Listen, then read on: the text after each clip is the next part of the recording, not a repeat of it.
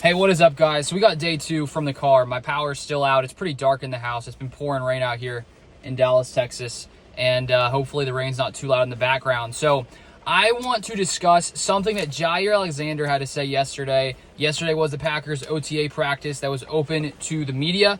I did a recap video on that yesterday, but Jaire had an interview, spoke with reporters, and I want to go over some of these quotes. He sort of compares Joe Barry and Jeff Hafley, basically just the overall experience, I would say, in the way that things are going, which I found pretty interesting. So Jaire has been at voluntary OTAs, which he wasn't last season.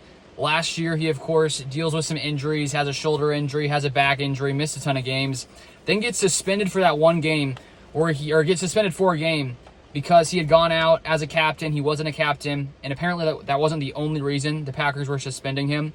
So we don't exactly know everything that went into the Packers making that decision to suspend Jaire Alexander.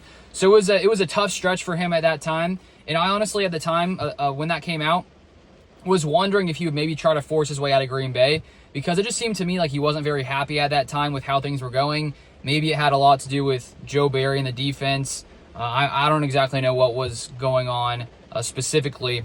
But from this interview, from what he's been saying, it seems like he's very bought into what the Packers are doing now. He does not seem to be frustrated. He seems to want to be really a team player, and he talked about that in this interview.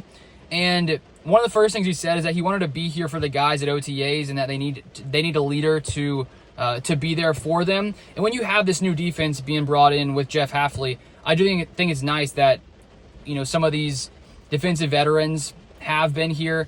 Yesterday, I think Preston Smith or Sean Gary were both gone. But I think it's nice to have Jaire there, clearly showing that he wants to be, one of the leaders here. And, well, here comes a huge wave. Woo!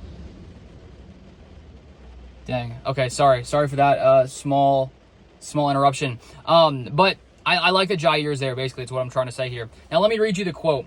So he said this: "I met the strength staff first. They were great. There was a mutual respect. I was willing to work with them.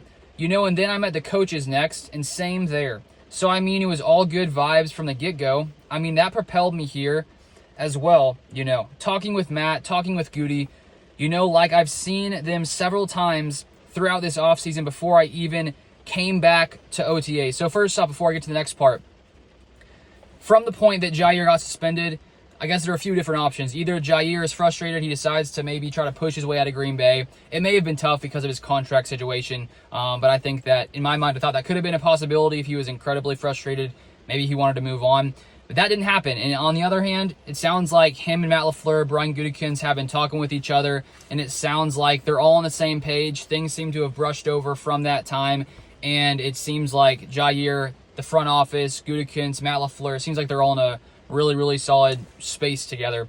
And then to end off here, he said, so just having that relationship and building that, it's been helpful.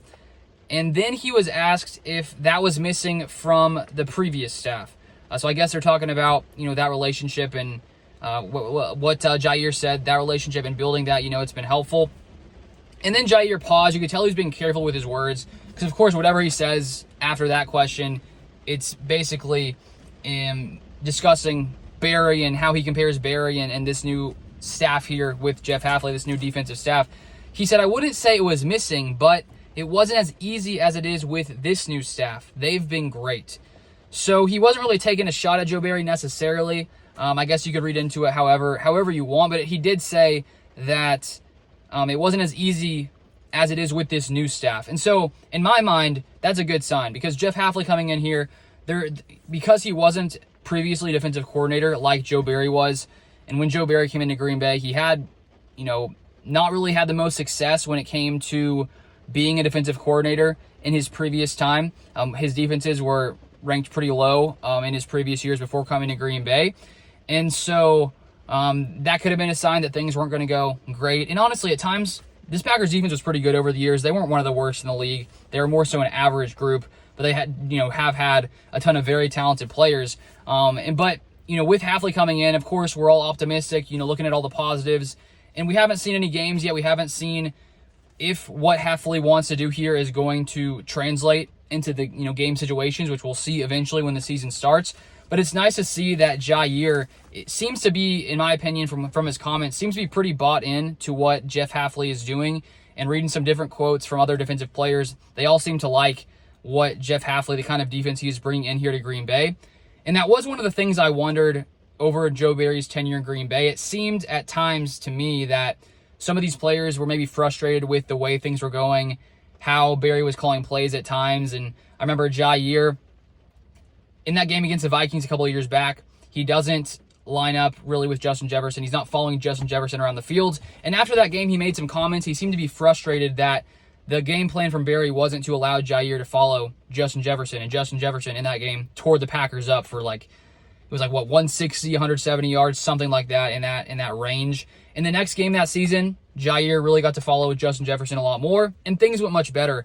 And so it just seemed that there was some frustration at many different times from different Packers players, defensive players. It just sort of had that kind of vibe to it during Joe Barry's time, in his time in Green Bay. And I do wonder if that was sort of why Jaire seemed to be frustrated when, he goes out as if he's the captain. Maybe he, didn't like exactly what was going on at that time, seemed somewhat frustrated. And now he seems to be in a completely different headspace. It looks like he really wants to be a leader. The fact that he's here during voluntary OTAs to really show that, he wants to step up and be that guy.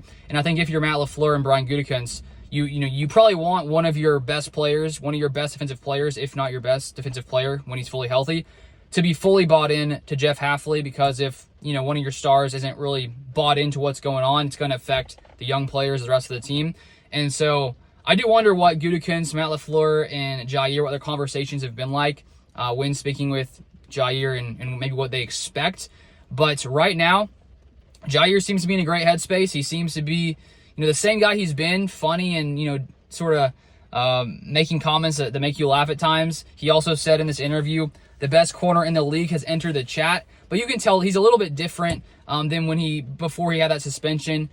He seemed to be just happier overall and more relaxed in what he was saying. And it really seemed like he really is bought into putting the team first. And maybe at times, going out as a captain, getting suspended, probably wasn't really putting the team first. And it seems to be that he's in the right headspace now. And I just like to hear that he seems to be bought into what Hafley is doing, and more so than the previous staff with Joe Barry. So time will tell when it comes to Hafley and what he can do here in Green Bay. So far, all things coming out of Green Bay, from the players' comments, from looking at Hafley and his past in the NFL and college as well, all signs seem to be pointing towards the Packers finding success in this new scheme. But it is a new scheme.